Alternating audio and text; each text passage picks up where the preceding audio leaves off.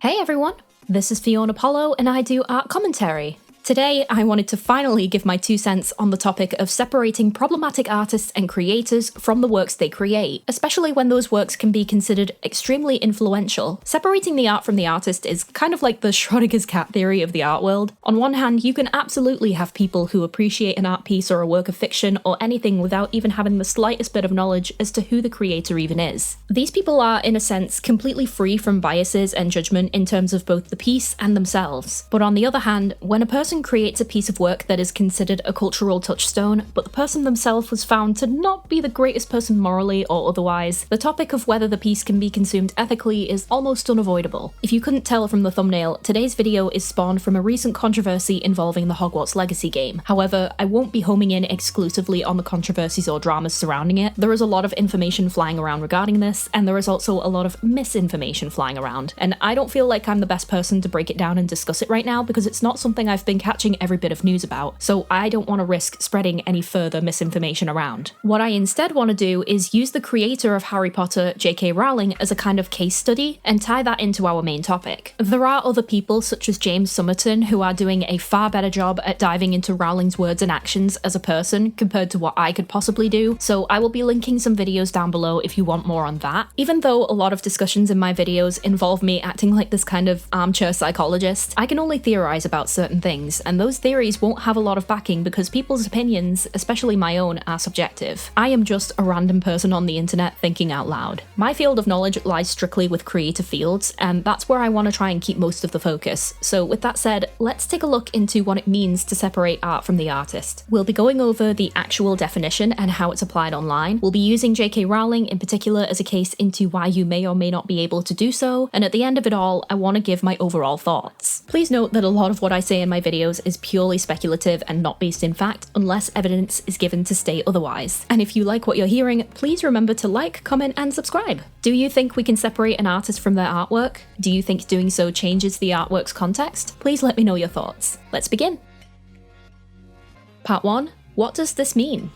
When people discuss the concept of separating the art from the artist, what they're typically referring to is the assumption that you are able to appreciate someone's technical skills, ideas, and accomplishments, while also acknowledging that this person may not be the most upstanding individual in certain respects. And in a way, I understand it because literally no one is perfect, and we shouldn't expect that of people because humans by nature have to make mistakes in order to learn from them. That said, there are still certain lines that shouldn't be crossed, and I think this is where the concept can start to get a bit jumbled, and where people can start to debate with each other about how lenient we should be with a certain individual's behaviour. It's not really up to the general public to be aware of everyone's actions all of the time. That's quite an unrealistic thing to ask of people, some of whom may only be on social media for about 5 minutes at a time throughout the day, even if the internet does make it easier to learn about things after the fact. How are you supposed to know if a particular artist online whose picture you just liked in passing had recently been in jail for assault? There's no way you can know that unless someone tells you or if it's on the news. But like most terms on the internet, the concept around separating art from the artist isn't really being used in the specific context that it was initially created for. The term was actually used primarily by art historians who use it as a way to examine artworks that were created by notable people who have long since passed away. For example, Pablo Picasso is known to be one of the most famous abstract artists in the world, but my god, the guy was a dick. He was a raging misogynist and a serial cheater who had multiple mistresses while still married to his wife. H.P. Lovecraft is another example. While his books surrounding eldritch beings have become immensely popular in modern pop culture,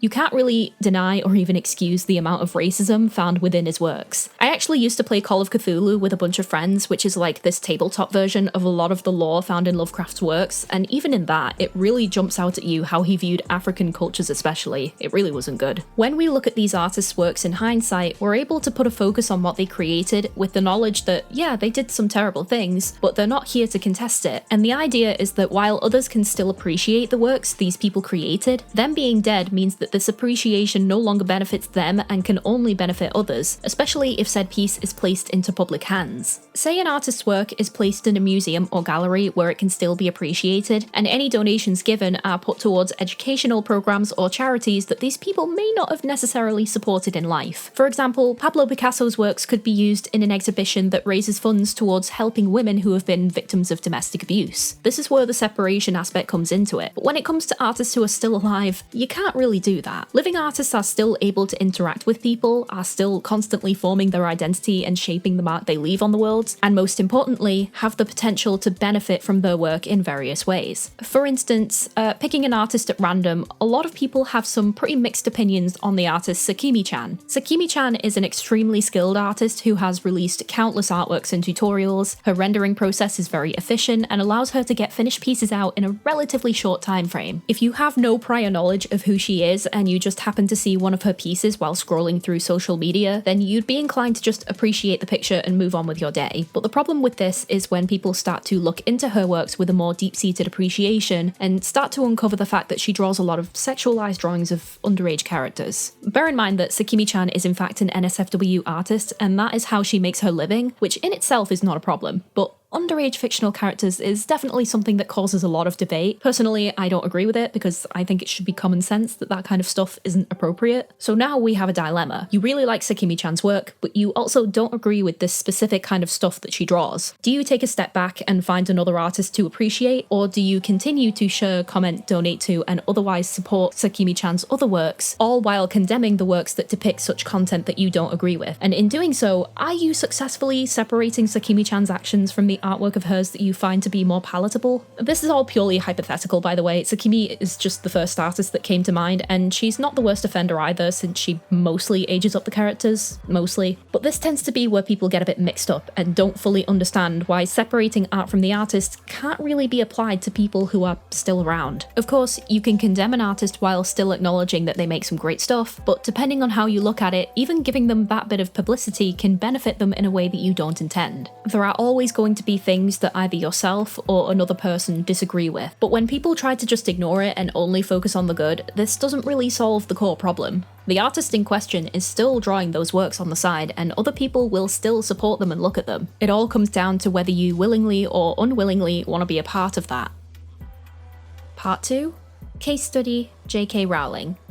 So you're all probably wondering why I chose to use J.K. Rowling and the Harry Potter franchise in my thumbnail, and it's because I think she is probably the best current example of how this concept of separating a living creator from their works can't really be applied, even if we wish that was the case. You're also probably wondering why I chose a writer for this case study instead of a visual artist, and my simple answer to this is that I consider writing to be a form of art, and that's the end of it. Whether you like Harry Potter or not, it's pretty undeniable that it made a huge impact on millions of people for better or for worse, and writing often gets left out of the creative equation for a lot of people. And I do just want to preface this, despite the fact that I am going into the whole thing about Rowling's transphobia in an attempt to understand why this kind of situation has developed around her, that doesn't mean I'm condoning her words or actions. I also won't be going into the recent situations surrounding certain VTubers, because that's a whole other discussion with a lot going on around it, and I want to keep this relegated to my main topic. So in the past couple of years, Rowling has made it very clear that she is heavily against trans people as a collective, with a focus on trans women specifically, and this likely stems from her having this kind of hypervigilance around people who she assumes to be men. Now, that's about as far as I will go for that speculation, because the circumstance around why that may be are not something I feel I am entitled to speak on here, but this is only a possible explanation for her behaviour and not an excuse for it. Let's not get that twisted. Trans women are women, no matter what kind of perceptions people may have surrounding their biology. In terms of her creative works, a few people speculate that she as a person falls into a similar category as the scriptwriter slash filmmaker Joss Whedon, Joss being the person who created the Buffy the Vampire Slayer TV series. Both Rowling and Whedon were considered kind of media visionaries for a time in their respective fields in the 90s and early 2000s. But in the years since these properties were released and the hype around them died down, society's perspectives on various things like feminism and social justice have changed a lot, and people started to notice a few holes in these series' inspirations, narratives, and world building, which wasn't helped in Harry Potter's case by some of the frankly bizarre things JK decided to declare canon after the books and movies were finished. That, alongside the very flippant way she tried to diversify her cast after everything had already been wrapped up, such as declaring Dumbledore gay and Hermione POC, this ended up spawning quite a bit of retrospective critique to be directed towards her as a creator. But by this point, it becomes very difficult for these creators to understand why people are suddenly turning on them, considering the same material they've created is what made them into who they are today, which would obviously lead them to believe that what they they made was overwhelmingly good. Why are people mad at them for making a good thing that seemingly meant so much to them all not even 5 years ago? And the reason for this is that they kept trying to repeat the same formula without really taking into account how the social perceptions of the time that originally worked in their favour have now changed. Joss Whedon did a similar thing with his version of the Wonder Woman film script, which was not very well received after the actual film came out and people were able to compare the two. And it just ended up making it feel like the creators either weren't able to or were refusing to keep with the times in a way that mattered to people. Naturally, with that in mind, Rowling hasn't responded very well to all of this critique and instead often chalks it up to people deliberately trying to ruin her reputation just because they don't like her and envy her success. And in some ways that can be true because no matter what community you end up cultivating, there will always be a small percentage of people who just hate you for no discernible reason. And with just how massively popular Harry Potter is, that percentage is going to be ridiculously huge regardless of whatever she does. And it's just worth noting that a lot of the time, when people critique something with the level of detail and introspection that we have seen from many fans or former fans of the Harry Potter series, be it a 5-hour-long video analysis or something of the like, it's pretty hard to just brush that off as the work of a hater. To me, that is the work of someone who cares maybe a bit too much about the series and desperately wants it to be what they perceive as the best version of itself, likely because it's a series that shaped a lot of people's childhoods and gave them an escape from an often unsavory reality. I mean, when you think about it, that's kind of the whole point surrounding stuff like AUs and fanfiction. Minorities and vulnerable groups especially tend to flock towards stories similar to Harry Potter because they are more likely to be treated in the way that he was in the books by other people to varying degrees,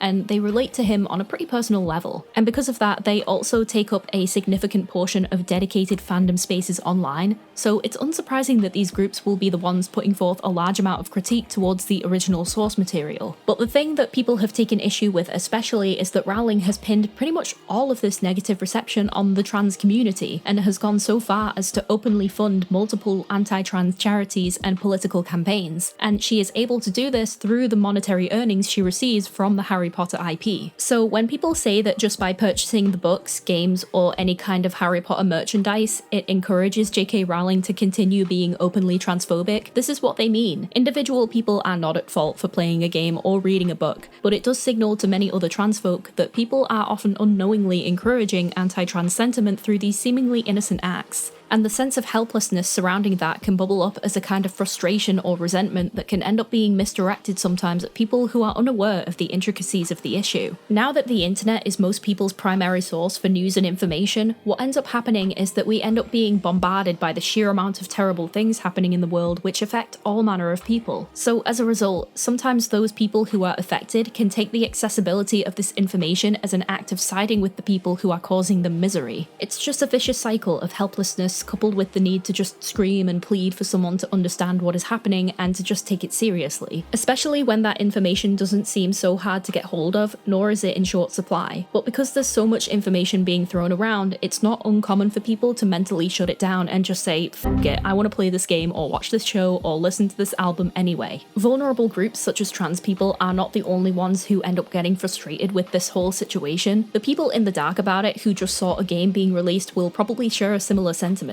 Why are these people going after me? It's just a game. And we end up with this massive clash of opinions and ideals that just doesn't seem to have any form of resolution in sight. And this is where it's really hard to make people understand who aren't invested in the issue, because it is just a game on its own. And if you wanted to be a good Samaritan but still play it, you can always pirate it and play it without streaming it online, but that just isn't how things work. People want to play this game legitimately and talk about it and be a part of a community that is completely separate from Rowling's ideology, and that's understandable. But again, we have this dilemma of being informed about all of these things that Rowling has been saying and doing, and being faced with the judgment call as to whether we should be able to make such a separation from her, even with the knowledge that she will likely be funneling her earnings from this game directly towards campaigns that are causing a significant amount of harm to a targeted group of people. This isn't really something that can be so easily fixed either. As we all know, simply put, there is no ethical consumption under capitalism, so it really is up to individuals who care enough to wrangle with this concept to consider how best they want to handle it. But just to close this out, again, I stand with the trans community, and I wish things weren't going so terribly wrong right now. Trans women are women, trans men are men, and no amount of idiotic policies or witch hunts will ever change that fact.